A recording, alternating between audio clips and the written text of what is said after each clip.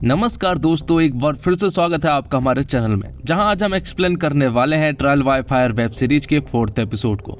बाकी के सारे एपिसोड मैंने अपने चैनल पर अपलोड कर दिए हैं, जिन्हें आप आसानी से देख सकते हैं। तो वीडियो को शुरू करते हैं, और अगर वीडियो अच्छा लगे तो वीडियो को लाइक जरूर कीजिएगा, और इसी तरह के वीडियोस पाने के लिए आप हमारे चैनल को सब्सक्राइब भी कीजिएगा, ताकि आपको इसी तरह के लेटेस्ट और फ्रेश कंटेंट मिलते रहे। तो 4th एपिसोड की शुरुआत होती है कोर्ट से, जहाँ पर अंसल्स के लॉयर जज साहब को अंसल्स की बड़ाई बता रहे होते हैं, जिसमें वो कहते हैं कि अंसल्स ने दिल्ली वालों के लिए बहुत कुछ किया है। उन्होंने चैरिटी ट्रस्ट के साथ साथ दिल्ली वासियों की काफी मदद भी की है। साथ ही वो जज साहब को ये भी बताते हैं कि ये गलती अंसल्स की नहीं थी, बल्कि इलेक्ट्रिसिटी बोर्ड की थी। यहाँ पर कृष्णमूर्ति का लॉयर भी था, जिसे कि सभी लोग गौर कह के बुलाते हैं। यहाँ पर वो जज साहब को एक एडवर्टाइजमेंट का लिफाफा देते हैं, जो कि साफ ढंग से नहीं छपा हुआ था, जिस बात को लेकर जज साहब गौर साहब को काफी चिल्लाते हैं। दरअसल उस एडवर्टाइजमेंट में लिखा था कि सिनेमा हॉल में जो कुछ भी होता है उसका अंसल्स जिम्मेदार होंगे, लेकिन वो ठीक से ना छपने की वजह से जज साहब गौर साहब को खूब चिल्लाते हैं। अब आगे हम एक लड़के को देखते हैं, जो कि एक औरत के साथ एक कमरे में था, लेकिन अचानक ही कुछ लोग आ जाते हैं, जिनसे कि इस आदमी ने पैसे लिए थे।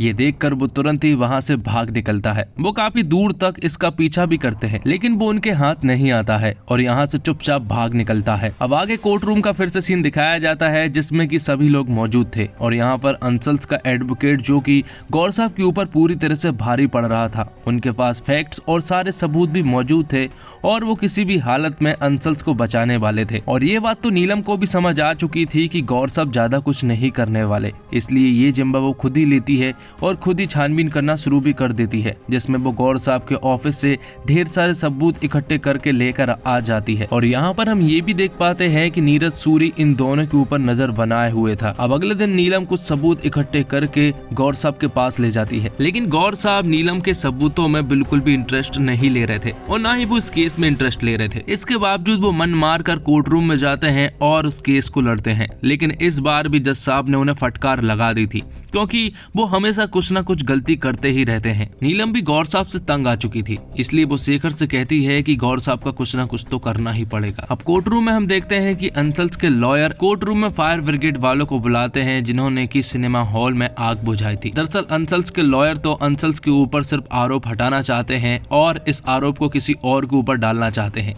ये देखकर नीलम भड़क उठती है और उनके ऊपर चिल्लाने लगती है। बाहर आने पर गौर साहब नीलम से कहते हैं कि अब ये केस हमारे हाथ में नहीं रहा है, और ये केस वैसे भी हमारे पक्ष में कभी था ही नहीं। ये सुनने के बाद तो नीलम को गुस्सा आ जाता है, और वो गौर साहब के खाने में कोल्ड ड्रिंक्स डालकर यहाँ से गुस्से से चली जाती है। अब अगले सीन में हम देखते हैं उसी आदमी को, जिसने की कुछ लोगों से पैसे लिए हैं, और ये दिन तब का दिन है जब उपहार सिनेमा में आग लगी थी। यहाँ पर हमें पता चलता है कि ये आदमी वहाँ का सिक्योरिटी गार्ड है और सिनेमा हॉल में टिकट वगैरह चेक करता है। यहाँ दूसरी तरफ गौर साहब कोर्ट रूम में एक सॉलिड स्पीच देते हैं और उन्हें बताते हैं कि आखिर लोगों के जाने का दुख क्या होता है। और दूसरी तरफ हम उसी आदमी को देखते हैं, जो कि सिक्योरिटी गार्ड बनकर टिकट वगैरह चेक कर रहा होता है। थोड़ी देर के बाद यहाँ पर अरोड़ा आता है, जो कि अपने कुछ लोगों से कहता है कि अगर कोई भी बिना टिकट के अंदर घुसा तो वो उनकी पेमेंट काट लेंगे। ये सुनने के बाद तो उन्होंने गेट के बाहर ताला लगा दिया था। जिसके बाद प्रेजेंट के सीन में हम अरोड़ा को कोर्ट रूम में देखते हैं, जिससे पूछताछ की जा रही थी,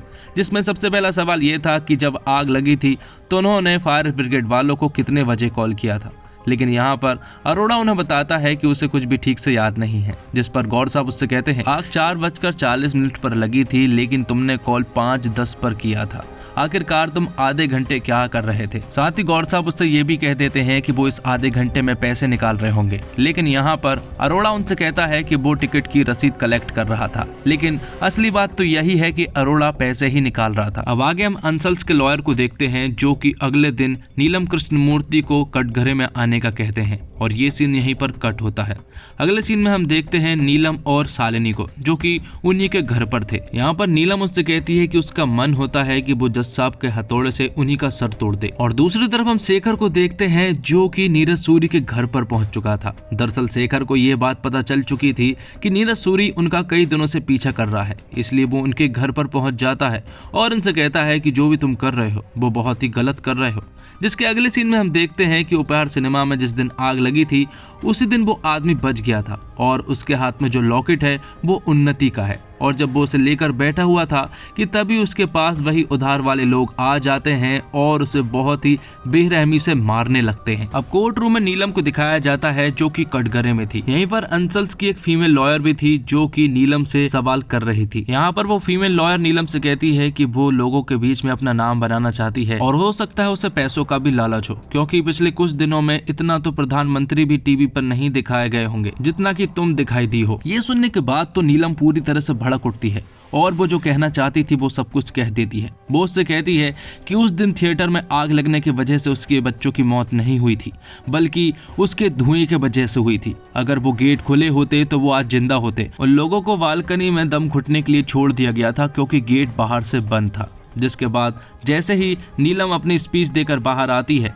तो यहाँ पर शेखर उसकी तारीफ करता है और वो उससे कहता है कि तुमने कमाल किया है। और इसी के साथ 4th एपिसोड यहीं पर खत्म होता है। तो दोस्तों, उम्मीद करता हूँ आपको ये वीडियो पसंद आई होगी। वीडियो पसंद आई हो तो वीडियो को लाइक जरूर कीजिएगा और इसी तरह के वीडियोस पाने के लिए आप हमारे इस चैनल को सब्सक्राइब भी कीजिएगा ताकि आपको इसी तरह के लेटेस्ट और फ्रेश कॉन्टेंट मिलते रहे। धन्यवाद। जय हिंद, जय भारत, जय श्री राम।